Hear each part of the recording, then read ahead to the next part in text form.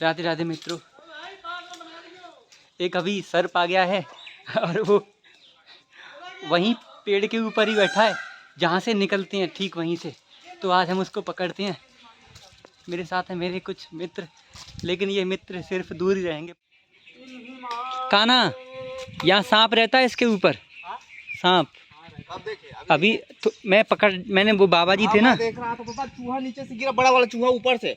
मैं भी देखते देखते गया, और वो भगत जी थे, मैंने उनको देखा, मैंने कहा देखते रहना। और जैसे ही मैं वो स्टिक लेने गया तब तक भाग गया घोड़ा। बहुत ऊपर था यार, बहुत ऊपर, इसलिए मेरा हाथ नहीं पहुंच रहा था वहाँ। इसमें रहता है यार, इसको कटवाना पड़ेगा। हाँ, बहुत कचड़ा हो गया इसमें। कटवाना नहीं पड़ेगा, उसको वो पकड़ जाता तो टेंशन खत्म।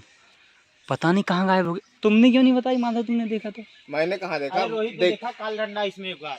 कहाँ? काल डंडा ही था शायद, ब्लैक करैथ, पता नहीं। पर मैं 5 मिनट में कहाँ गायब हो जाएगा यहाँ से, कहाँ चला अरे गया? इसमें दिखाई थोड़ी देगा भाई। अरे यार मैंने देखा था भाई, मैंने देखा तो था, परंतु गायब होने के लिए उनको समय लगता है। वो कहीं भी छुप जाते हैं एकदम शेर जैसा, एकदम ऐसे शांति से अपने शिकार को आहट भी नहीं आने देते हैं। हाँ। और गप से गपोच लेते हैं। इसमें ये चिपक कर बैठ भी जाने से पीछे से हम तो इधर से देख रहे हैं। यही तो मैं कह रहा हूँ, पकड़ लेते उसको तो टेंशन खत्म हो जाती। भाई बहुत ही डेंजरस है ये जंगल, जानते हो। इसमें एक एक से नाग बढ़ के रहते हैं। अच्छा। और इसमें रहता है रसल वाइपर, और क्या बोलते हैं, किंग कोबरा, ब्लैक करैथ, और कॉमन करैथ। यहाँ इसमें रसल वाइपर। एक दिन आ गया था हमारे कमरे के बाहर, उसको डिब्बा में भर के उधर जमुना जी किनारे छोड़े।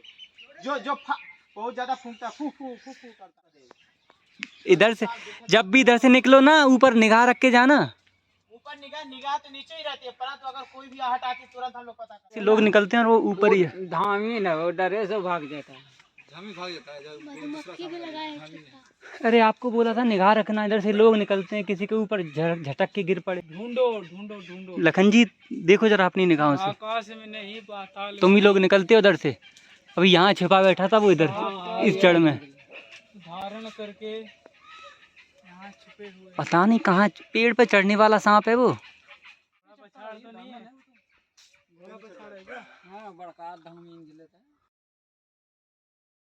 कहाँ कहाँ देखा भगत जी आपने?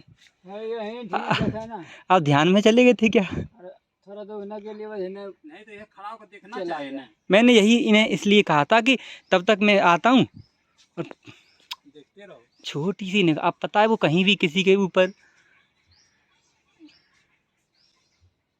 लेकिन इतने लोगों की निगाहें, यानी कम से कम 3 और 3 4 3 7 14 निगाहों से कैसे बच जाएगा? बस एक बार उसे ढूंढ लो, वो कहाँ है। नीचे तो गया नहीं होगा, नीचे ना, ऊपर चढ़ गया। रंग नीचे से वाइट है, ऊपर से आया ना घोड़ा पछाड़ की तरह। श्री हरि 108 श्री हरि बोल दिया करो, छोड़कर ठीक है, सब जान जाएंगे श्री हरि कौन है। भाई सांप कौन है अभी, ये तो ये देखना है।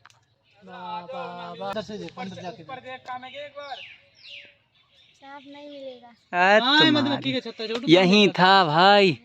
हाँ बताओ। और मेरा हाथ भी नहीं पहुंच रहा था। छोटी मधुमक्खी। यहाँ मधुमक्खी तो है, लेकिन वो सांप मैंने इस यहाँ देखा था, जस्ट इधर ऊपर। तो जो बोलेगा इतनी देर में गायब, वो जरूर खेत में होके भाग गया। हमें सबको बचाना है। पत्ता हिला यार, हवा चलेगी तो पत्ता हिलेगा नहीं। सुनो, इसके ऊपर तो नहीं है यहाँ। मैं तो यही कह रहा था, सब विवेकानंद को कंधे पर उठा लो, अरे हाथ डाले इसमें देख ले। विवेकानंद ये ठीक बता रहा है, चल कंधे पर आ।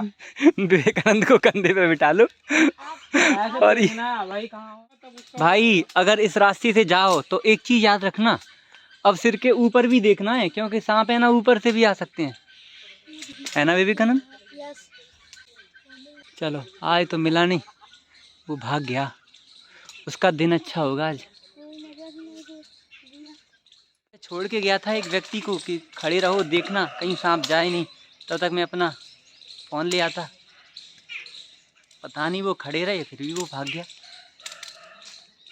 सांप भी बहुत चालाक होते हैं, वो वेब से पहचान जाते हैं कि अब क्या होने वाला है।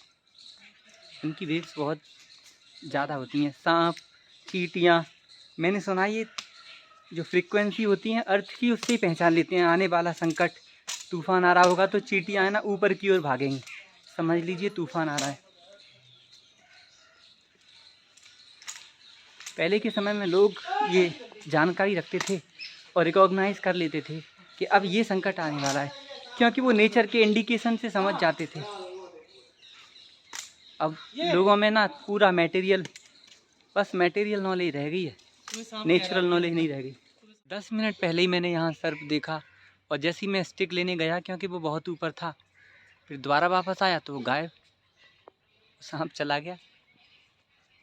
अब काफ़ी ढूंढा, मिला नहीं, तो अब यही है कि जब भी इधर से जाएं देखते हुए जाएंगे। राधे राधे माता।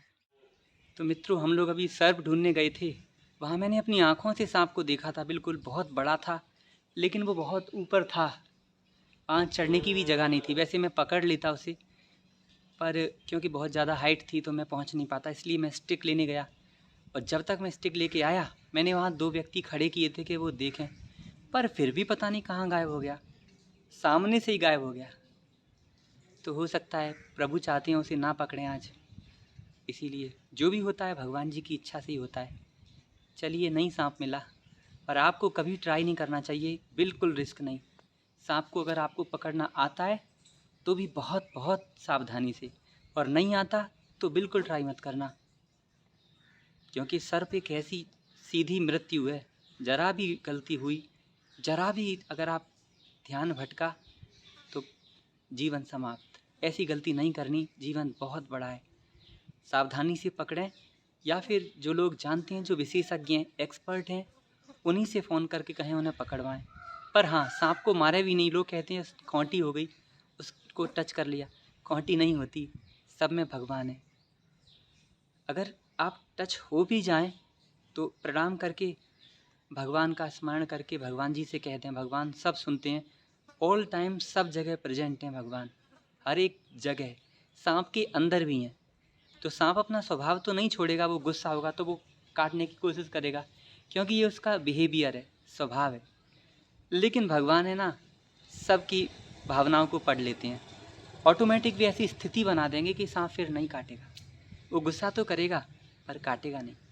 तो आप सांप को मारे नहीं, उसे दूर सुरक्षित जंगल में कहीं छुड़वा दें, बाहर, जहाँ वो आराम से रह पाए।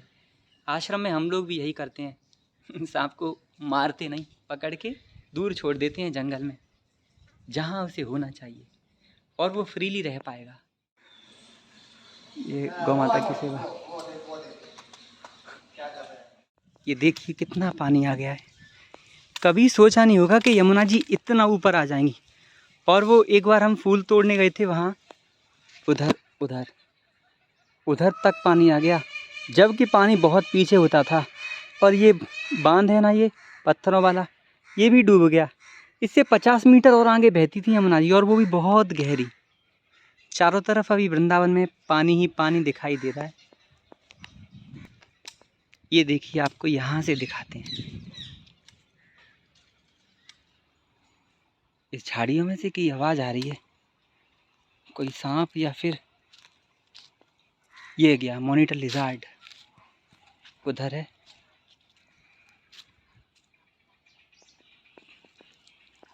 चाहूँ तो पकड़ सकता हूँ, पर वो आश्रम के बाहर है, इसीलिए पकड़ना, क्या करेंगे पकड़ के।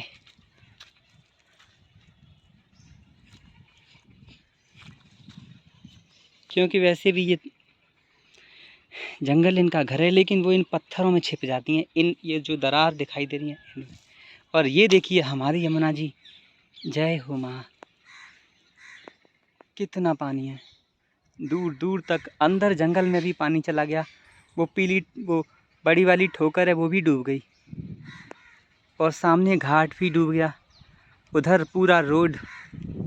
और बहाव तो बहुत ही सुंदर है, एकदम दूध जैसा पानी है और बर्फ़ जैसा ठंडा।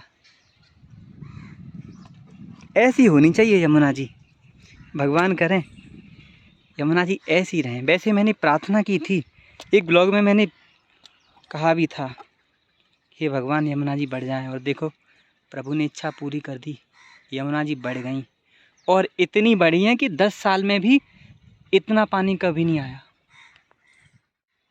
इसीलिए जो लोग अभी नदियों में स्नान करते हैं, यमुना जी में, गंगा जी में, अभी नहीं करें, बाढ़ के समय बिल्कुल ना करें। और अगर करना भी पड़े गंगा स्नान तो बिल्कुल साइड से, वहाँ जो जैसे हरिद्वार में है पकड़ने के लिए सुरक्षा की जंजीरें होती हैं, उन्हें पकड़ के स्नान करना चाहिए। ऐसे फ्रीली नहीं नहाना चाहिए, क्योंकि पता नहीं कब पानी बढ़ जाए, कब कटाव हो जाए, ऐसा ठीक नहीं है। तो बिल्कुल नहीं नहाएं, बस दूर से प्रणाम कर लें। और जिन्हें आता है, जिन्हें पता है कि कहाँ कितना पानी है, कहाँ पर कितना जल स्तर है, तो वो ही वहाँ नहाएं, बाकी के और लोग ना नहाएं। दूर से प्रणाम कर लें, दंडवत कर लें, उससे भी उतना ही फल मिलता है। क्योंकि बड़ा खतरनाक है ऐसे समय नहाना। पता ही नहीं, आदमी क्या घरों की पता नहीं चल रही कि कौन कैसे बह के जा रहा है।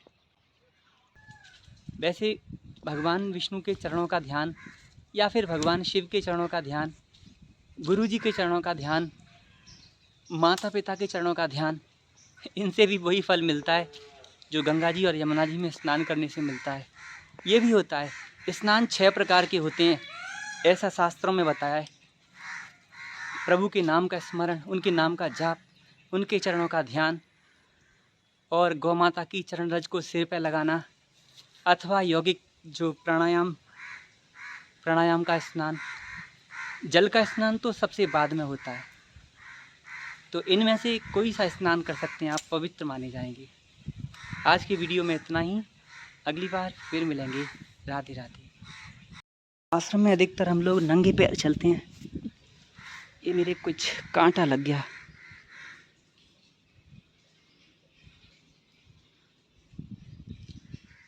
अब ठीक है। ये ब्रज की भूमि है ना, यहाँ भगवान भी नंगे पैर चलते हैं। हमारी सबसे प्यारी गौ माता कामधेनु, कामधेनु स्वर्ग में रहती हैं, और यहाँ सिर्फ श्री देवरा बाबा आश्रम में। नए आए हैं तो सब्सक्राइब कर लेना। जय श्री राधे। तो आज के वीडियो में इतना ही। राधे राधे।